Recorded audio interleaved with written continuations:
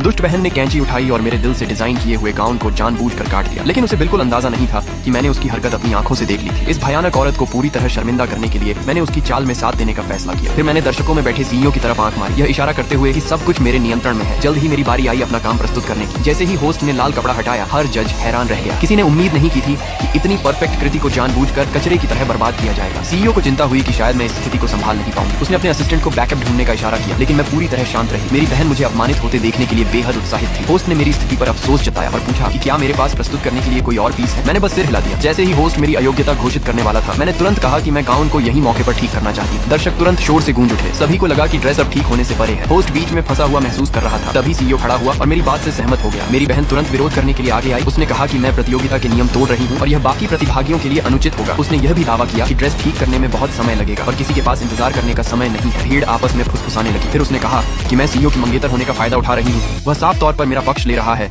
और इससे सबकी प्रतिष्ठा खराब होगी, लेकिन उसका विश्वास नहीं करता। तो चलिए शर्त लगा लेते हैं। शर्त की मैं 30 मिनट में इस गाउन को पूरी तरह बदल दूंगी और इसकी मूल चमक वापस ले आऊंगी। तुम्हारी बहन सही कह रही है, यह सिर्फ ख्याली पुलाव है। तुम इतने समय में नया ड्रेस भी नहीं बना सकती। उस हालत को ठीक करना तो दूर की बात है, लेकिन मैं अपने शब्दों पर अड़ी रही। इसलिए मैंने उससे पूछा कि क्या वह मुझसे शर्त लगाने की हिम्मत रखती है। मेरी बहन तुरंत चिल्लाई कि सीईओ सिर्फ मुझे शर्मिंदगी से बचा रहा है और अगर वह शर्त लगाए भी तो मेरे पास दांव पर लगाने के लिए है ही क्या, मेरी कंगाली या वह फटा हुआ कपड़ों का ढेर। तभी सीईओ खड़ा हो गया। उसने अपने परिवार के व्यवसाय को विरासत में पाने के अधिकार को दांव पर लगा दिया। अगर वह जीत गया तो उसे भी अपना अधिकार छोड़ना होगा, लेकिन अगर वह हार गया तो पूरा व्यवसाय उसे सौंप दिया जाएगा और वह हमारी जिंदगी से हमेशा के लिए चला जाएगा। ठीक है, सौदा मंजूर है। फिर मैंने होस्ट को काउंटडाउन शुरू करने का इशारा किया। जैसे ही टाइमर शुरू हुआ, मैं गाउन ठीक करने के लिए दौड़ पड़ी। दर्शक बड़बड़ाने लगे। उन्हें यकीन था कि मैं कभी खत्म नहीं कर पाऊंगी। मेरी बहन ने तो पहले से ही अपने बॉयफ्रेंड को बधाई देना शुरू कर दिया। आधा घंटा पलक झपकते ही गुजर गया। होस्ट ने घोषणा की कि समय समाप्त हो गया है। मैं धीरे धीरे पर्दे के पीछे से बाहर आई। जब स्टाफ ने उसे हटाया तो वहाँ सिर्फ एक चीज थी जो लाल कपड़े से ढकी हुई थी। मेरी बहन ताना मारते हुए बोली, इतनी मेहनत के बाद बस यही है तुम्हारे पास और इसे भी ढक रखा है। दिखाने से डर रही हो क्योंकि यह एक आपदा है। मैंने तुरंत जवाब दिया, तुम जैसी इंसान डिजाइनर की औपचारिकता की समझ नहीं रखती। दिखावा करना बंद करो